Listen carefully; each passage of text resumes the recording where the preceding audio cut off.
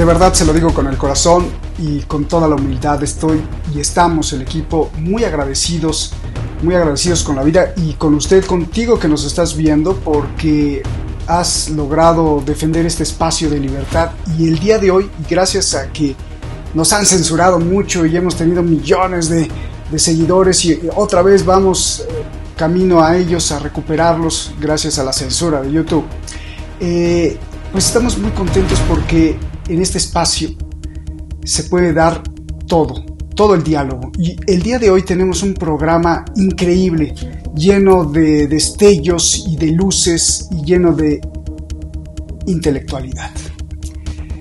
Vamos a hablar de una figura que ha marcado sin duda la mente de mucha gente y creo que es importante el día de hoy hablar de eso. Es una figura pues sin duda muy importante para la literatura, para la sociología, para entender cómo está el armado geopolítico, y tenemos a dos grandes intelectuales de peso a los cuales pues admiramos y respetamos mucho. Soy Roberto de la Madrid y esto es Detrás de la Razón. Comenzamos.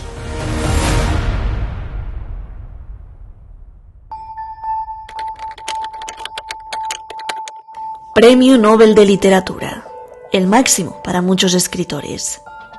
Mario Vargas Llosa, escritor, famoso por sus obras La Casa Verde o La Ciudad y los Perros, entre muchas. Pero también ha querido ser una figura que hable, y que hable con toda autoridad, de nuestra realidad, nuestros gobiernos, nuestros padeceres y nuestros dolores.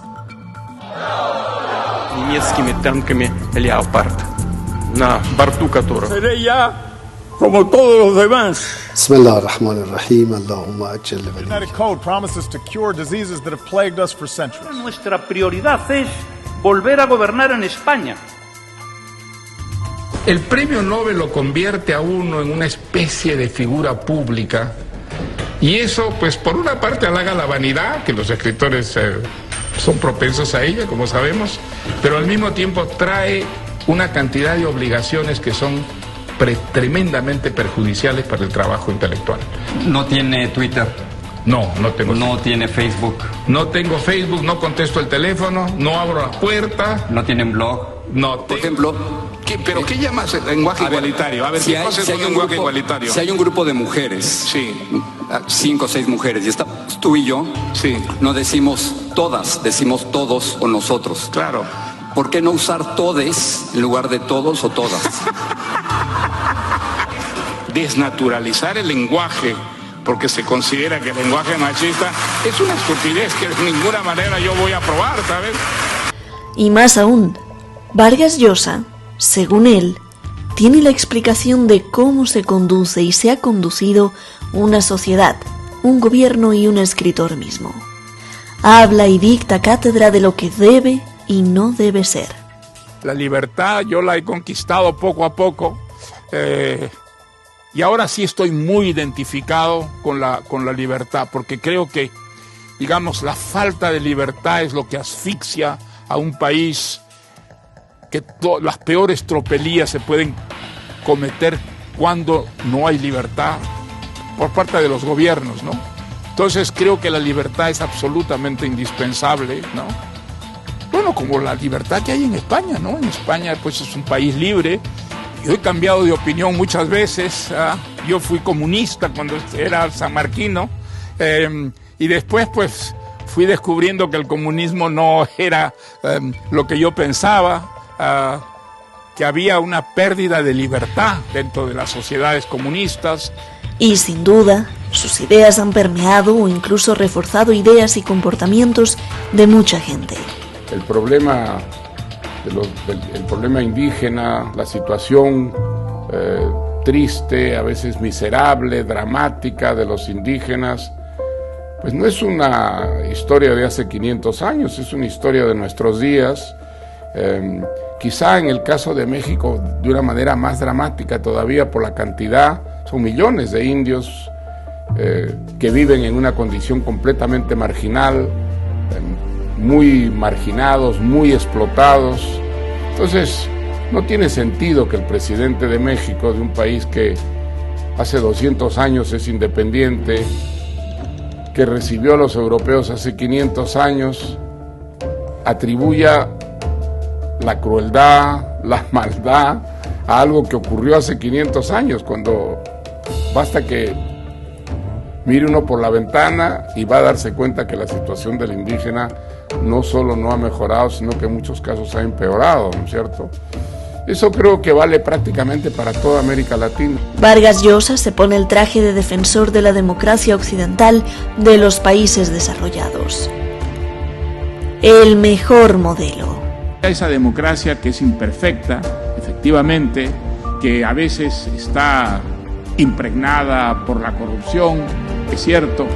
Sin embargo, ha creado las sociedades más civilizadas de la historia y es el sistema que ha reducido más la violencia que ha caracterizado siempre la historia humana. Nació en Arequipa, Perú, 1936. Tiene 86 años. Tiene la nacionalidad peruana y también la de España.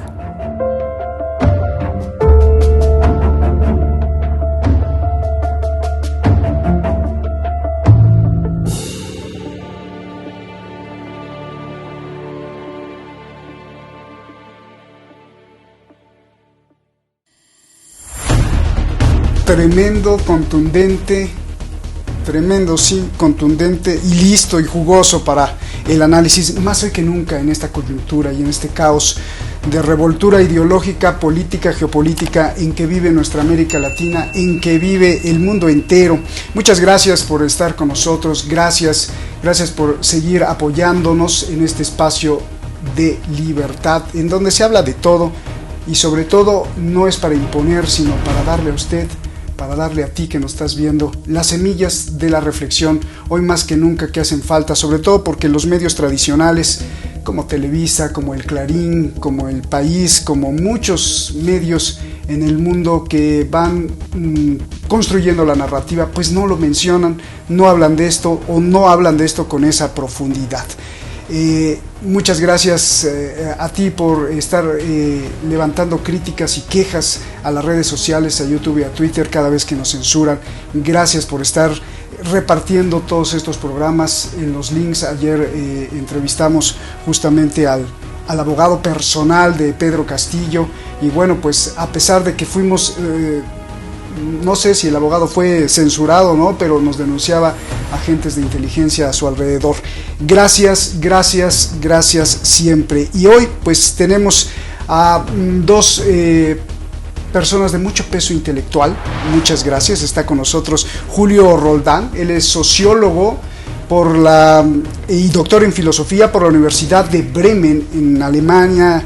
Es autor de varios libros y ha sido docente en diferentes universidades de América Latina, peruanas y alemanas. Julio vive desde hace 30 años en Alemania, en condición de asilado político. Es comentarista de la Deutsche Welle y le agradezco muchísimo. Julio, gracias por estar aquí. Le agradezco mucho dos cosas: la idea de este programa en este momento y también la idea de invitar pues a otro súper intelectual, Atilio Alberto Borón. Sí, él está aquí con nosotros, sociólogo, politólogo, catedrático y escritor argentino, doctorado en ciencia política por la Universidad de Harvard. Es profesor consulto de la Facultad de Ciencias Sociales de la Universidad de Buenos Aires e investigador adscripto al IEALC de dicha facultad. Muchísimas gracias a los dos, gracias Atilio, un placer verte de nuevo, gracias Julio. A ver Julio, yo voy a comenzar contigo, vamos a dividirlo en tres partes este programa, bueno, tres preguntas principales. ¿Cuál es el verdadero papel de Vargas Llosa en la construcción, en el constructo social, político, y cuál ha sido su intención o el resultado? Y la pregunta esta que ya se ha hecho, ¿es un gesticulista del statu quo o es un Quijote de la libertad? Por favor. Gracias nuevamente, Roberto, y es un placer estar junto a Atilio, a quien lo he leído hace algunos años. Es la primera vez que compartimos una mesa o un diálogo, y mis respetos por todo lo que has hecho, Atilio, y sigues haciendo. Yendo a la pregunta, y yo creo que tendríamos que ver a Mario Vargas Llosa como parte de todo un fenómeno que se da en América Latina, y ese fenómeno tiene que ver fundamentalmente con la colonia. De una manera u otra, y sería cuestión de demostrarlo en el transcurrir de esta tarde o de esta noche, cómo se expresa en él esa mentalidad colonial, porque en él hay todo un proceso de desarrollo. No nos olvidemos o recordemos que hasta más o menos los 20, 22 años, él se reclamaba indio. Incluso cuando escribía los primeros libros hasta Los Jefes, que es del año 58, él solo firmaba con el nombre de Mario Vargas. Se reclamaba indio, y además de eso, en España, por los años 57, 58, formó un grupo de música y de danza folclórica que se dedicaron a recorrer todos los pueblos de Andalucía cantando y bailando huaynos. Es decir, él se siente indio entre indio e inca. Y después, en París, ya estando en París, él escribe y dice, ¿qué hace un indio intentando escribir novelas en París? Hay una situación de búsqueda que tiene que ver con mucho de lo que pasa en América Latina, y luego vemos que llega al otro extremo, y esto es lo que estamos viendo en estos últimos años. Él no paró hasta llegar a ser reconocido como marqués, como parte de la aristocracia española, e incluso en una semana va a ser integrado a la Academia de la Lengua Francesa, donde el principal invitado es el rey Juan Carlos. En otras palabras, esos cambios y esa búsqueda de indio a marqués habría que encuadrarlo dentro de esta mentalidad colonial que todavía existe en América Latina y especialmente en Perú. Podríamos entrar nosotros a desmenuzar o dar mayores argumentos, pero en términos generales vemos eso. Y termino diciendo, esto tiene que ver con toda una concepción del mundo. Vargas Llosa se ha declarado muchas veces o siempre como un agnóstico. Y como agnóstico que es, él tiene ahí la base filosófica para su eclecticismo ideológico, para su oportunismo político y para su confusionismo personal, como estamos viendo en este proceso de búsqueda. Como repito, no solo es el caso de Vargas Llosa, sino es el caso de muchos que tiene que ver con la mentalidad colonial en América Latina que todavía se mantiene. Esa sería la primera idea que yo dejo, y posteriormente podríamos ir desarrollando algunos otros puntos de vista. Gracias, Julio. Sin duda, esta pregunta que le voy a hacer a Atilio, pues también te la voy a preguntar a ti, que es un poco parecida a la que te hice en tu primera intervención. Independientemente si Vargas Llosa ha sido agente de la CIA o no, fuera del chascarrillo, ha servido perfectamente como un modelo de pensamiento y un modelo ideológico y de acción, pues para mucha gente que ha defendido en las últimas décadas el neoliberalismo, a mucha gente que forma parte de la élite y ha hecho muchas atrocidades contra los pueblos, no solo indígenas, sino contra el pueblo mismo de América Latina. Yo te pregunto, Atilio, te mando un abrazo y gusto en verte. ¿Ha servido o cuál ha sido el resultado? ¿Ha sido positivo, negativo, constructivo, destructivo? La figura de Vargas Llosa apoyando ese neoliberalismo, dando ideas, siendo manantial literario, político, a toda esta élite que ha gobernado América Latina. ¿Es un Quijote de la libertad, como él se dice, o es el statu quo hablando por sí mismo? Porque finalmente, agente o no de la CIA, ha servido perfecto como modelo ideológico para muchos que defienden cierto tipo de pensamiento. Adelante, Atilio. Bueno, primero que nada, muchas gracias, agradecer por estar aquí detrás de la razón, estar contigo, estar con Julio, ¿no es cierto? Que como él dice, es cierto, no habíamos coincidido en paneles o en mesas redondas, me da mucho gusto hacerlo en este momento. Mira, Vargas Llosa no es ningún Quijote de la libertad. Vargas Llosa es un mercenario del sistema. Es un mercenario del sistema, un hombre cuyo objetivo es simplemente difundir las ideas que justifican el mantenimiento de una sociedad como esta, una sociedad que por doquier ha generado millones y millones de excluidos, de oprimidos, de explotados por todo el mundo, y que Vargas Llosa defiende con la pluma magistral que tiene, que está fuera de discusión.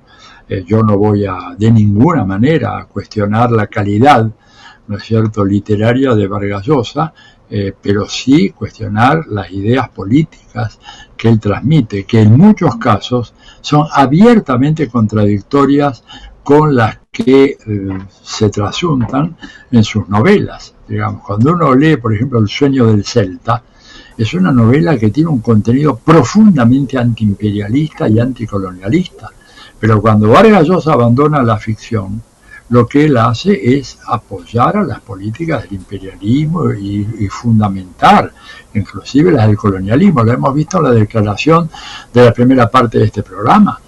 Para él, digamos, lo que hubo no fue la conquista de México, la conquista de América, sino, como dijo Felipe González, un encuentro de culturas. Encuentro de culturas que al cabo de 2 siglos dejó 60 millones de cadáveres. Digo, peculiar encuentro de culturas, eso no quisiera volver a tener un encuentro así.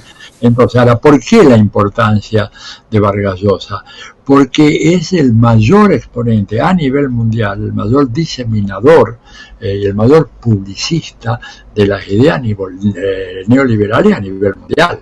Ni siquiera en lengua inglesa tienes otro igual. O sea, Vargas Llosa es un hombre que escribe una pieza cualquiera, la publica inicialmente en el diario El País de España, se reproduce en los próximos días en más de 300 periódicos, ¿verdad?, de América Latina y el Caribe y de Estados Unidos, y luego es traducido en diversas versiones en varias lenguas europeas, inclusive en el Extremo Oriente, en Japón por lo menos, o en Corea del Sur eventualmente aparecen sus cosas.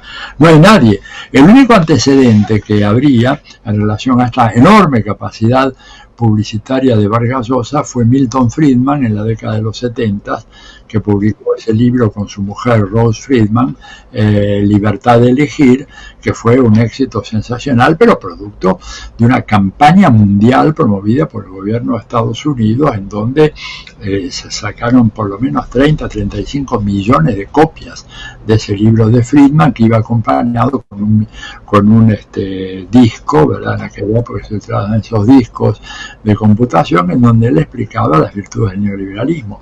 Vargas Llosa hace eso, no necesita hacerlo, yo no creo que sea un agente de la CIA, para nada, no hace falta que lo sea, porque lo hace lo que la CIA quisiera que él hiciera, sin tener ninguna vinculación con la CIA, ¿verdad?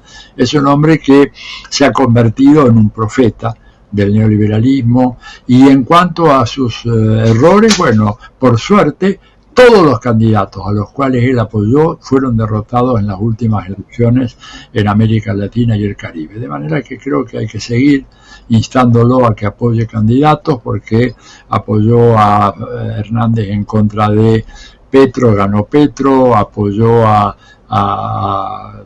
Bolsonaro en contra de Lula, ganó Lula, apoyó a Kast en contra de Boric, ganó Boric, apoyó a Macri y Macri fue derrotado, pero esa es su misión, una misión muy importante. Gracias, Atilio. Decías al principio, cuando te pregunté, dijiste, no es el Quijote de nada, de libertad de nada, pero entonces, ¿por qué yo veo tanta gente que hasta compra, no hablamos aquí de prensa rosa, pero es un fenómeno y quiere saber y lo admiran y le aplauden en los foros? O sea, ¿por qué hay tanta gente que lo considera un profeta? ¿Tú me preguntas a mí o a Julio? Sí, te pregunto a ti antes de ir con Julio, Atilio.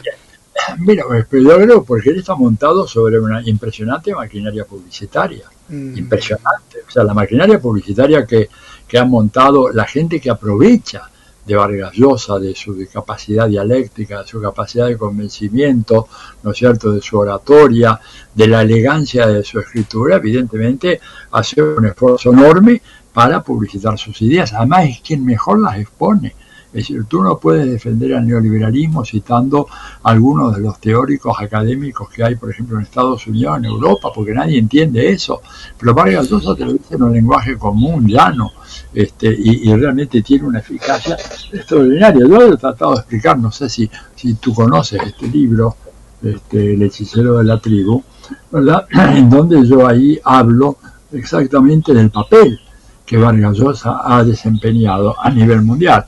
Entre paréntesis, se ha publicado, Julio, en Alemania, se acaba de publicar este libro, ¿verdad?, traducido al alemán, y se tradujo en varios idiomas ya, pero él tiene una eficacia propagandística extraordinaria. Yo admiro mucho, además, la persistencia de su trabajo. Vargas Llosa es un hombre que está permanentemente, todos los días, de hora tras hora, trabajando, preparando materiales, intervenciones, ¿verdad?, y además mintiendo sistemáticamente. Y termino con esto. Claro, su penúltima novela, Tiempos Recios, narra con una precisión extraordinaria la forma como el gobierno de Estados Unidos montó una operación para acabar con el gobierno de Guatemala, ¿no es cierto?, el gobierno del año 1954, que estaba presidido por alguien que ahora, amnesia mediante, o Alzheimer mediante, me olvidé el nombre del presidente guatemalteco, ya se me voy a acordar en un momento más, ¿no es cierto? Bueno, y él narra perfectamente bien ese plan urdido, cómo la CIA intervino en cada etapa y cómo inclusive la CIA ultimó en un país asiático, en donde se había refugiado uno de los operativos de la CIA, ¿verdad?, cómo la CIA lo persiguió hasta allá y lo mató. En la ficción, lo que él hace es una descripción extraordinaria, pero luego sale en contra de cualquier gobierno que podría hacer lo mismo que se intentó hacer en Guatemala en aquellos años con la reforma agraria, etcétera. Y bueno, entonces hay una discrepancia entre su textualidad literaria y su concreto, ¿verdad? Gracias, Atilio. De verdad que espectacular.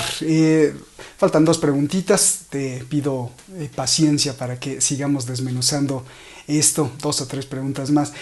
Julio, independientemente de si tienes alguna réplica, te pregunto, independiente si es pagado, presionado, avasallado por los millones de dólares de la CIA o no, si es agente del imperialismo o no, ha servido como un perfecto, tal como lo explica Atilio. ¿Cómo lo ves tú desde Europa y cómo ha influido, sí, ya a nivel práctico, lejos de la teoría y del encanto que tiene su literatura, encanto entre comillas también, cómo ha servido ya en la praxis, en la forma de actuar del sector empresarial, por ejemplo, de la élite financiera, del capitalismo depredador en nuestros países de América Latina? Por favor, Julio. Previamente, dos ideas. Vargas Llosa ha pretendido también ser político e incluso ser ideólogo. Y todo su accionar político en todo el proceso de años en donde ha participado políticamente, e incluso en un momento dado fue candidato a la presidencia en Perú, ha fracasado. Políticamente es un fracasado. Con sus apoyos que ha mencionado Atilio, que son muy frescos. En segundo lugar, como ideólogo que ha pretendido ser ideólogo, Vargas Llosa no es un hombre de conceptos. No es un hombre por donde él pasa fundamentalmente la ratio, la razón. Él es un hombre de figuras. Es un hombre de metáforas. Es por eso que en un momento dado hay 2 ejemplos que yo he tomado en el libro que publiqué sobre Vargas Llosa, donde él demuestra esto.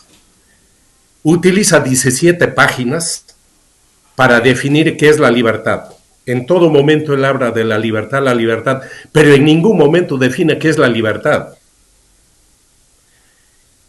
¿Qué sucede? Sencillamente, escribe 17 páginas, al final se rinde y dice, mejor no defino la libertad, me voy a solucionar con un ejemplo. Es el típico de personas que no tienen capacidad de raciocinio para definir conceptualmente las cosas o los fenómenos. Él se olvida, por ejemplo, de la famosa definición de Hegel, que es la libertad no es más que el reconocimiento de la necesidad. Ahí comienza y ahí termina, por mencionar. Luego habla también, utiliza 5 páginas para definir lo huachafo, un término, una figura muy peruana. Y se pasa, escribe 5 páginas y no puede definir. Entonces llega y se rinde y dice, mejor pongo un ejemplo. Se olvida que lo huachafo simplemente es lo cursi. Es el disfrazismo de alguien que quiere aparentar ser lo que no es. Eso es todo. Pero bueno, entonces, como político, militante, como consejero político y como ideólogo que pretendió ser, es un fracasado. Ahora, hay otro nivel. Él es un publicista. Es un periodista, un publicista, que como dijo Atilio, tiene la capacidad, gracias al periodismo, la experiencia del periodismo, a decir las cosas o difundir algunas ideas que normalmente los teóricos del neoliberalismo en este caso no tienen esa capacidad de llegar al gran público, al inmenso público. Pero para llegar al inmenso público, lógicamente tiene un mérito, habla muy bien, escribe muy bien, pero no es todo eso, tiene un gran aparato, el gran aparato de publicidad. Es decir, él no necesita, y ya lo dijo Atilio, ser un asalariado del orden directamente, no, simple y llanamente su pensamiento, su actitud política, su conducta personal coincide plenamente con el sistema dominante. Él no necesita más, es decir, el sistema respira a través de él y él respira a través del sistema, especialmente en el plano de la versión neoliberal. Pero no nos olvidemos que en un momento dado, entre los 70 y los mediados de los 80, él fue también militante de la socialdemocracia. Él fue socialdemócrata, así como antes fue muy seguidor de la Revolución Cubana hasta el 67, 68, y antes fue militante de la democracia cristiana y en sus comienzos coqueteó o militó en el Partido Comunista. Es decir, hay todo un proceso de desarrollo que tiene su base en lo que hemos dicho, en el agnosticismo, es decir, moverse según las necesidades y las circunstancias del momento, de la moda. En su momento hubo una moda ser de izquierda, en el tiempo del triunfo de la Revolución Cubana, él no tuvo ningún problema en estar en la cresta de la ola. En los últimos 20 años se ha convertido en un propagandista, en un portavoz del sistema que empata perfectamente con sus intereses personales, familiares. Pero le ha contestado, Julio, le ha contestado a gente como tú, ¿no? Le ha contestado diciendo, yo no sé por qué los intelectuales no entienden que un intelectual puede y debe de estar cambiando de opinión constantemente y de modelo, y antes yo era comunista y ahora ya no lo soy, y es social. Y le ha contestado, ¿qué le dirías a un Vargas Llosa así? Bueno, pero ese es oportunismo, pues. Ese es oportunismo, esa es una manera de justificar nuestros cambios, porque, como intelectuales que somos, tenemos que estar observando constantemente la realidad, descubriendo qué pasa en la vida concreta, en los hechos reales, y a través del conocimiento, del método que utilizamos, adueñarnos, entender esa realidad, teorizar, sistematizar y devolver a manera de libros, de lo que fuere. Pero eso tiene sus límites. Lógicamente, una cosa es tener una actitud crítica permanente, acorde con la realidad, y otra cosa es ser en un momento dado izquierdista, comunista, en otro momento demócrata cristiano, luego volver a la Revolución Cubana, avanzar siendo un socialdemócrata, luego un neoliberal, y hoy ni siquiera ya es neoliberal. Se ve claramente que tiene una tendencia muy fuerte a justificar y aliarse con sectores incluso fascistas en España y en algunas otras partes del mundo. Con esto no quiero decir que es un fascista, pero definitivamente es un conservador. Y esto obviamente pues fundamenta los actuares. Eso es lo que no me contestaste, ojalá me la contestes para la próxima. ¿Cómo fundamenta los actuares, ya no de él, sino de los que piensan o que se justifican en decir, sí, pues si el escritor Vargas Llosa dice eso, pues es que estoy haciendo bien? Y hablo de banqueros, de ministros, de políticos, de mucha gente que sin duda lo lee y encuentra en él una justificación clara. ¿Cómo pasa eso? Déjame ir con Atilio. Atilio, yo quiero que me expliques, tú dijiste que no es necesario que reciba un sueldo o esté ordenado por el imperialismo, la CIA o el seno que gobierna Washington, que pues él es, y además estaría agradecido a la CIA porque dice exactamente lo que quisiera decir sin pagarle. Bien, pero entonces, ¿a qué interés obedece? Porque Vargas Llosa no es el único. Hay mucha gente de a pie, no de a pie, intelectuales también, que piensan como él o similar a él. ¿Qué se necesita o qué necesita una mente humana para que se pueda pensar así? ¿Y por qué persigue ese ideal, Atilio? Mira, yo creo que él es un hombre, primero, Vargas Llosa es un fanático, ¿verdad? Partamos de esa base. Su personalidad es la de un personaje intolerante, absolutamente fanatizado en sus ideas. Lo fue cuando militaba en la selva Cahuí, de ahí en San Marcos, estamos hablando de los años finales de los 50, fue un ardoroso defensor de la Revolución Cubana, como dijo Julio recién, y luego este hombre fue reconvirtiéndose en función de sus experiencias personales, del éxito de sus novelas, del dinero que empezó a fluir, digamos, de la necesidad de reconocimiento que él sentía y que él le parecía que le era negada en América Latina, y tuvo, digamos, él cuenta en varias de sus obras, en El llamado de la tribu, que es la obra que yo analizo muy exhaustivamente en mi libro, él dice que él tuvo una experiencia fundamental cuando se muda de España, de Barcelona, donde estaba viviendo, que era muy amigo en ese momento de Gabriel García Márquez, se muda a Inglaterra, y en Inglaterra a ella le tocó ver la revolución, en realidad, puesta en marcha por Margaret Thatcher. Y en donde él veía que se producía una fenomenal modernización, expansión económica, expansión de las capas medias, acceso a la educación, etcétera. Todas estas son visiones fantásticas que tiene Vargas Llosa, que no se corresponden con la realidad, ¿verdad? Ningún sociólogo serio británico diría lo que dice él en la llamada de la tribu, pero dice, pero hubo un acontecimiento fundamental, que fue cuando mi amigo, el historiador Hugh Thomas, dice Vargas Llosa, ahora no el amigo de él, no mío, me invita a cenar junto con otros 3 o 4 profesores que estábamos enseñando en la London University con la señora Margaret Thatcher. Y ahí me di cuenta, dice él, de un personaje que tiene una visión extraordinariamente moderna, actualizada, de los cambios que se necesitaban para construir una buena sociedad, cómo había una exaltación del esfuerzo personal, un rechazo a la demagogia, al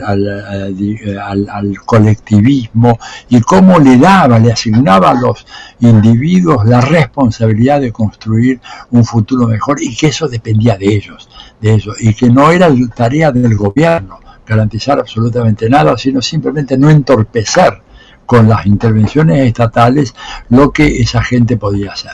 Y por eso él llega a la conclusión de que realmente él estaba profundamente equivocado, y en ese momento él dice, después de esa cena con Margaret Thatcher, sintió que su horizonte teórico e intelectual cambiaba de una manera radical, que por primera vez entendía que había alguien que le estaba señalando un mundo nuevo por el cual él había luchado de joven, un mundo de la felicidad, de la prosperidad, de la libertad, de la igualdad, y dice, y esa sensación la ratifiqué cuando tuve también un encuentro, ya no un almuerzo, una cena, sino algo un poco más fugaz con el presidente Ronald Reagan, que sin tener el calibre intelectual de Margaret Thatcher, dice él en su libro, sin embargo fue un verdadero guerrero de la libertad que puso de rodillas a la Unión Soviética, hace toda una serie de consideraciones de este tipo. Entonces, este hombre, digamos, como decía recién Julio, ha ido evolucionando, pero siempre la nota de él es el fanatismo absolutista de sus convicciones. A ver, él era un enemigo jurado de Fujimori, que lo derrotó, Alberto Fujimori lo derrotó en las elecciones peruanas de 1990, en la cual él llegó a la lucha electoral con un grado de soberbia y de desprecio por Fujimori, al cual llamaba chinito, y llegó a decir cosas tales como ese chinito no me va a ganar a mí ninguna elección. Bueno, pues el chinito le pasó por arriba, una elección arrasadora en contra de Vargas Llosa, ¿verdad? Pero luego de eso se pasó décadas acusando a Fujimori y a Chino. Ni era chino, era japonés, pero se pasó décadas acusando a la hija, a Keiko Fujimori. Sin embargo, en las elecciones del año pasado, cuando se plantea toda esta situación crítica tan complicada, él endosa la candidatura de Keiko Fujimori, a la cual había dicho ladrona, cómplice de la corrupción de su padre, cómplice de los crímenes de su padre. Pero la desesperación por evitar que ganara alguien de la izquierda, no solamente Pedro Castillo, aún antes, cuando Verónica Mendoza era candidata, él hace un esfuerzo enorme, moviliza muchos recursos. Vargas Llosa hace así y consigue miles de dólares para organizar una reunión como la hizo a favor de Keiko Fujimori e invitar a los 20 personajes de la derecha más importantes de América Latina y Europa. Se los llevó a Quito y ahí la presenta Keiko Fujimori como la esperanza del Perú liberal, democrático, profundamente igualitario en el capitalismo. Hizo eso. Ahora, esto lo hace un fanático que es capaz de hacer cualquier cosa, pero además ese fanático no es como los tantos fanáticos que Julio, tú y yo conocemos que abundan en toda América Latina. Europa es un fanático muy inteligente y muy trabajador y con una pluma muy persuasiva, montado, eso sí, como dijo Julio muy bien, sobre un aparato publicitario absolutamente fenomenal. Yo quiero ver que alguien me diga qué escritor que representa una versión crítica del mundo contemporáneo puede publicar un artículo y ese artículo a los pocos días está reproducido en los 300 diarios más importantes del mundo de habla hispana. Eso lo logra un aparato fenomenal como el que tiene Vargas Llosa. Y es muy útil porque la argumentación de él suena como algo de sentido común, sin los tecnicismos de los economistas y por lo tanto es mucho más permeable a la conciencia del público que un razonamiento alambicado, que venga un economista y hable de la magia del mercado y que esto y lo otro, ¿verdad? Y el cálculo racional, en cambio, llega directamente al corazón con la belleza de su literatura. Por eso lo hace tan peligroso y por eso la derecha mundial lo ha recompensado tanto, sin que él tenga necesidad de pedirlo, sin que él tenga, vienen y le dicen, toma, acá está la lana para que organices un gran seminario para promover a Keiko o para facilitar el triunfo de Macri o cualquier tipo de iniciativa como esa. Tremendo lo que dices. Oye, Atilio, ¿y esto no plantea un desafío para el pensamiento crítico contemporáneo? ¿No plantea un desafío para el pensamiento intelectual universal? Porque si yo tomo a Aristóteles y a Platón, por ejemplo, esto implicaría una aporía, porque tú me estás diciendo grandeza literaria y miseria ética y política. Eso como que no entra dentro del estudio epistemológico, Atilio. Es correcto, fíjate, digamos, la grandeza literaria de esa novela, Tiempos Recios, que habla justamente, ahora me acordé, de Jacobo Arbenz, y la manera como instituyen a Jacobo Arbenz, y miseria política, ¿verdad? En donde el mismo personaje que dice una cosa en sus novelas, en su práctica política contemporánea contradice y refuta los puntos fundamentales de su novela. Por eso yo en una nota que escribí por ahí hace ya bastante tiempo, le digo que si alguno de sus personajes cobrara vida, ¿verdad? Bueno, en el mundo de la ficción uno puede pensar eso, bueno, lo tomaría del cuello acá, Vargas Llosa lo objetearía diciéndole eres un canalla, ¿no es cierto? Porque estás en la vida práctica haciendo todo lo contrario a lo que tú dices que yo hice en tu novela, especialmente en El sueño del Celta, incluso también la historia de Maite. Hay muchas novelas que uno puede ver en donde los personajes de Vargas Llosa se revolverían contra él, porque en su vida práctica concreta hoy hace exactamente lo contrario a lo que las heroínas y los héroes de sus novelas hacían. Atilio, pues quizá por eso no habla de García Márquez. Oye, yo sé que tienes una agenda súper apretada. Voy con Julio y regreso contigo para una pequeña conclusión y te agradezco mucho todo este tiempo, por favor. Julio, quedan muchas cosas ahí. Creo que la transformación entre el quehacer intelectual y filosófico se puede estudiar muy bien con Vargas Llosa en la praxis. Háblame de quién es Vargas Llosa humano y la pregunta anterior de cómo se han aplicado esas ideas, y también, si quieres, un poquito de su capacidad literaria. Es un premio Nobel de literatura, por favor. Bueno, son 3 o 4 preguntas. Yo quisiera insistir muy brevemente sobre el tema del fanatismo del cual habla Atilio. Es que no lo está diciendo él, lo dice Vargas Llosa. Él mismo, Vargas Llosa, dice: yo soy un fanático. ¿Por qué? Porque yo no me guío por mi razón, me guío por mis emociones. Entonces, con esas emociones, él lo declara públicamente. Ese es lo bueno que tiene Vargas Llosa para nosotros los investigadores, es que habla bastante. Y como habla bastante, nos da bastante información. Ese es por un lado.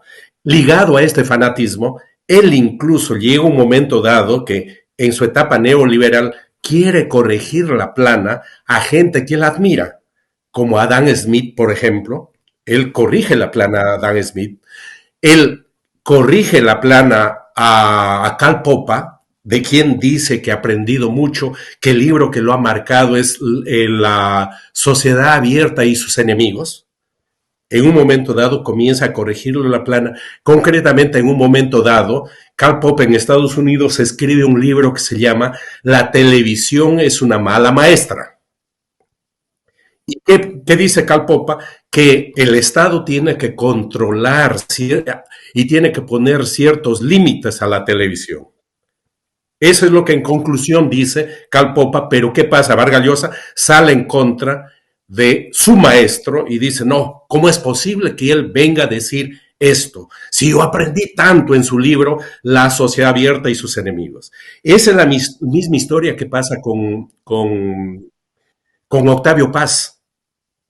Cuando Octavio Paz controla su neoliberalismo y comienza a hablar de la naturaleza y de cómo el neoliberalismo está depredando la naturaleza, Vargas Llosa sale a corregirle la plana nuevamente. Entonces, como repito, él mismo dice, él se reconoce que es un extremista. Ok, yendo a la pregunta que tú planteas, lógicamente, él como persona es producto de una familia, de una sociedad, y en ese proceso recordemos que los primeros 10 años de su vida, o los primeros 9 años de su vida, él vive en Cochabamba, en Bolivia. Es un niño sin padre. Su madre lo había dicho que su padre había muerto. Entonces, él es parte de ese grupo de niños o de personas que hace años en América Latina tenía mucha importancia. La famosa ausencia del padre. ¿Qué es lo que sucede? De 9 a 10 años, él se traslada con su familia de Cochabamba, de Bolivia, a Perú, a la costa y concretamente a Piura. Y ahí hay un problema grande en él que tiene que ver con el problema cultural como parte de este problema de la herencia colonial. Él en Piura estudia un año y luego en Lima, pero en Piura y en Lima tiene vergüenza de hablar. Él dice: me siento un apestado. ¿Por qué? Porque él venía con el modo de hablar, con el dejo de hablar de la gente de Bolivia, especialmente de Cochabamba, y en Lima o en Piura, en la costa peruana, era visto como un apestado, como un serrano que no sabe hablar, porque arrastraba las R's y las S's. Él dice: 2 o 3 años yo me sentí un apestado al barrio que iba, al colegio que iba, al grupo que quería integrarme, no podía integrarme por mi modo de hablar. Entonces es un problema ya cultural que posteriormente, en estos años últimos, se le ha criticado tanto a Pedro Castillo. Es decir, el famoso, en Perú no solo hay clasismo, racismo, sino hay culturalismo. Es esa parte del creer que el costeño, que el limeño es el que habla el castellano o el español perfecto. Y Vargas Llosa fue víctima de eso. Ese es el segundo problema. El tercer problema es que cuando él tiene 10 años, descubre que su padre no ha muerto. Su padre existe y se le presenta el padre. Entonces hay en él una decepción con su madre y por otro lado, él había idealizado al padre, él mismo dice, lo había idealizado tanto al padre muerto y de repente el padre no ha muerto, el padre está ahí. Y más aún, se van a vivir a Lima, de Piura a Lima, y el padre sencillamente casi todos los días lo torturaba. Lo torturaba por una serie de razones, entre los puntos, el por qué lo torturaba, decía que como él escribía poesía, seguramente es homosexual. Tiene ese problema y él quiere morir. Muchas veces menciona que deseaba morir porque la tortura y la humillación de su padre era muy grande. Entra al colegio La Salle y ahí hay otro problema.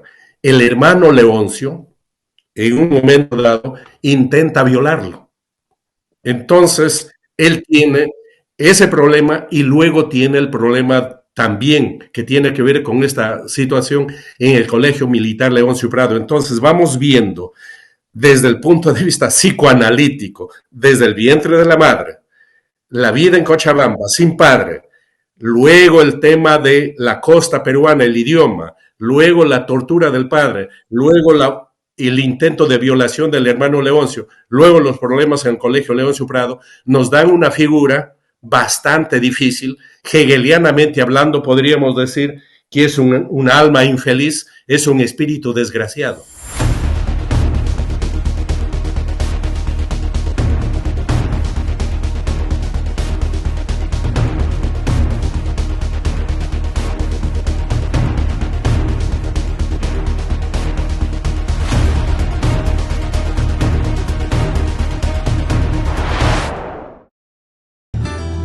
Pedirle, como todos los canales lo hacen y que gracias a eso podemos existir y llevar la información, que haga algo muy sencillo.